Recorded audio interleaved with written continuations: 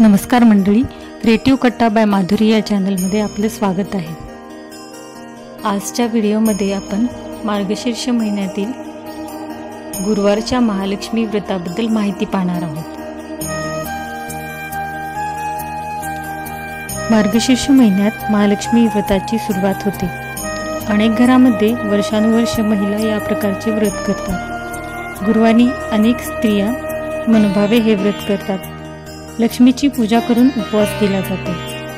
सवाष्णी स्त्रियांना हळदी कुंकू लावून वाण दिले जाते। या मार्गशीर्ष महिन्यातील महालक्ष्मी व्रताचे महत्त्व आपण पाहूया। जे कोणी महालक्ष्मी व्रत श्रद्धेने आणि मनोभावे करतील त्यांना श्री महालक्ष्मी प्रसन्न होऊन त्यांच्यावर तिची कृपा होईल। पण श्रीमंती आल्यावर सुद्धा माणसाने उतू नये, नित्य नेमाने श्री महालक्ष्मी व्रत करावे, देवीचे मनन चिंतन करावे, म्हणजे देवी सदैव तुमच्या पाठीशी उभी राहील, तुमची कामना पूर्ण करेल असे मानले जाते।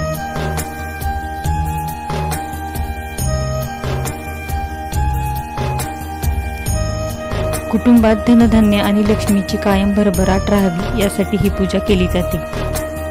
लक्ष्मीला गोडधोडाचा नैवेद्य दाखवला जातो।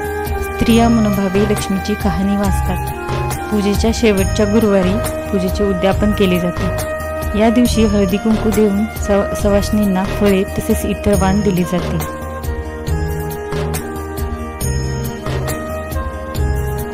महालक्ष्मी व्रताची पूजेची मांडणी करताना घरातील पूजेची जागा स्वच्छ करावी। पूजेच्या जागी पाट किंवा चौरंग ठेवावा।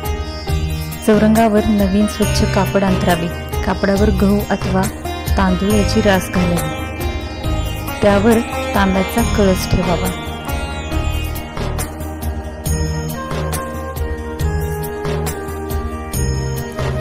कलशामध्ये दुर्वा, रुपया आणि सुपारी घालावी। विड्याची पाने अथवा आंब्याची डहाळी कलशावर ठेवावी व त्यावर नारळ ठेवावा।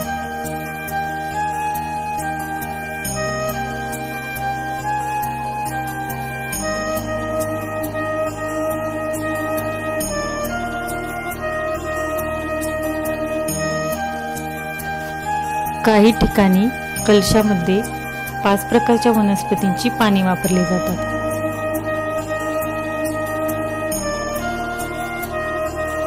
कलशावरती बाहेरून हळद आणि कुंकाचे 5 दंड काढून घ्यायचे आहेत।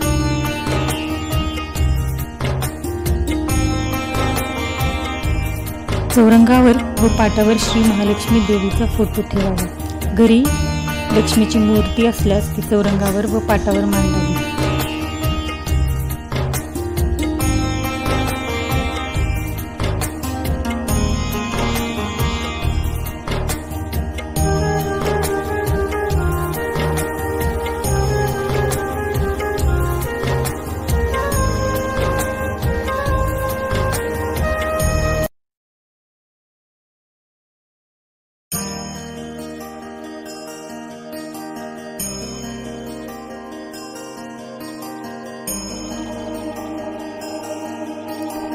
त्यानंतर गणपतीची पूजा करून घ्यायची आहे। पंचामृताने गणपतीला स्नान घालून त्यानंतर स्वच्छ पाण्याने एकदा स्नान घालायचे आहे आणि स्वच्छ कपड्याने गणपतीची मूर्ती पुसून घ्यायची आहे। कोणत्याही शुभ कार्याची सुरुवात आपण गणपती बाप्पाच्या पूजनाने करतो। तुमच्याकडे अशी मूर्ती अवेलेबल नसेल तर तुम्ही सुपारीचा वापर देखील करू शकता।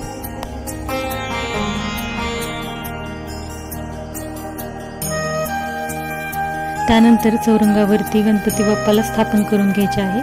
त्यावरती हळदी कुंकू, अक्षता आणि लाल फूल वाहून ही पूजा मी करून घेतलेली आहे। आता आपण महालक्ष्मीची पूजा करून घेऊया। महालक्ष्मीला पंचामृत आणि स्वच्छ पाण्याने स्नान घालून मूर्ती स्वच्छ करून घ्यायची आहे।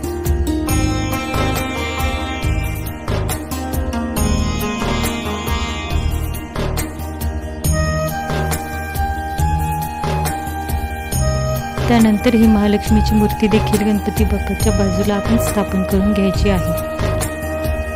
महालक्ष्मीला हळदी कुंकू आणि अक्षता वाहून फूल वाहून नमस्कार करून घ्यायचा आहे।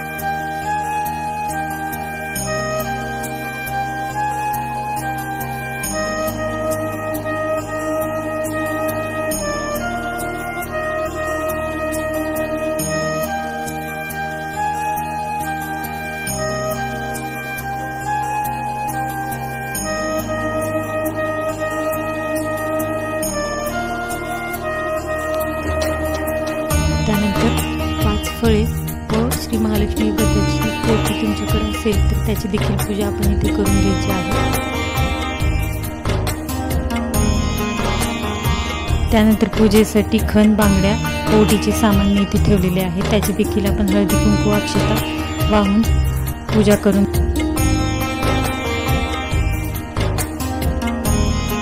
संपूर्ण पूजा करून झाल्यानंतर महालक्ष्मी व्रताची कथा आणि महालक्ष्मी महात्म्य वाचून आरती करून घ्यायची आहे।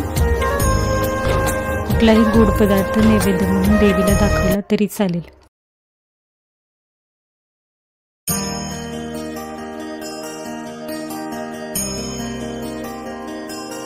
अशा प्रकारे येणाऱ्या 5ही महालक्ष्मी व्रताची तुम्ही पूजा व मांडणी करू शकता। महालक्ष्मी व्रताबद्दल माहितीचा हा व्हिडिओ कसा वाटला ते जरूर सांगा। व्हिडिओ संपूर्ण पाहिल्याबद्दल धन्यवाद। अशाच नवनवीन व्हिडिओसाठी क्रिएटिव्ह कट्टा बाय माधुरी या चॅनलला सबस्क्राईब नक्की करा। थँक्यू।